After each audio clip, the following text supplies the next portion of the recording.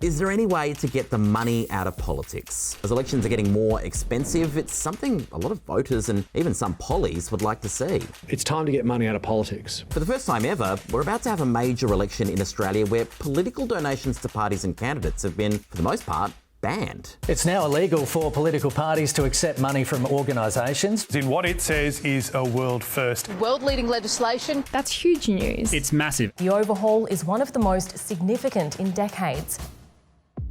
The South Australian government, led by Premier Peter Malinauskas, brought in this bold plan in 2024. I fervently believe that by removing private donations from the political process, we only enhance our democracy. And the rules it put in place are now being tested in the election campaign that's underway right now. I don't believe there are too many Australians who want to see us go down the US path, where we see industrial scale fundraising efforts. Money in politics does corrupt things. There's enough ads already. I don't trust our politicians to do the right thing. Millionaires or billionaires pump money into political parties to promote their own agenda. It's very wrong, I think. Money talks.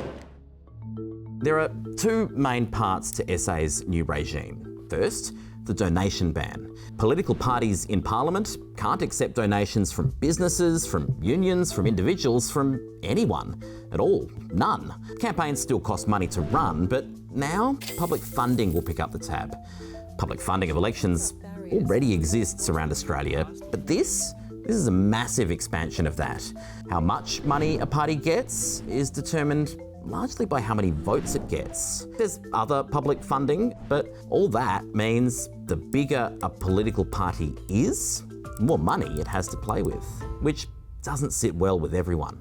The changes to South Australian electoral laws are unfair by design. They make it very difficult for new independents and new minor parties to challenge the established major parties. That is certainly a risk, and we'll be watching very carefully to see whether it eventuates. Parties and independents who aren't already in Parliament can access a small amount of public funding, and they're exempted from the donations ban. They're allowed to fundraise, and they can take up to $5,000 a year from each donor. So it sets up these two parallel ways to fund a campaign. Full public funding for parties and MPs already represented in Parliament, and for everyone else, a continued reliance on donations and fundraising. It means that a major party candidate is going into an electorate with maybe $80,000 or $100,000 to spend from the taxpayer, instead of having to raise money themselves.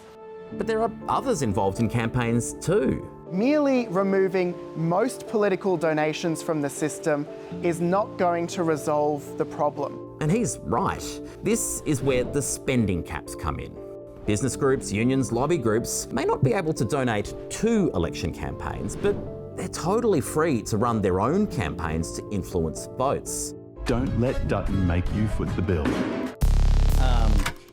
Climate 200 wants to support candidates committed to a science-based response to the climate crisis. Third parties are increasingly becoming influential players, and they need to be regulated appropriately. The courts have ruled you can't take them out of the equation entirely. Banning them from campaigning in elections would probably be seen as a breach of protected political speech. But in an effort to stop them having too much influence, third parties in South Australia will only be allowed to spend a maximum of $450,000 statewide. It's important when we're looking at the level of caps that they do allow those players to have a voice. This ad is for every politician in Australia. The caps are still in the order of hundreds of thousands of dollars, far in excess of the spending that we know third parties mostly did in earlier elections.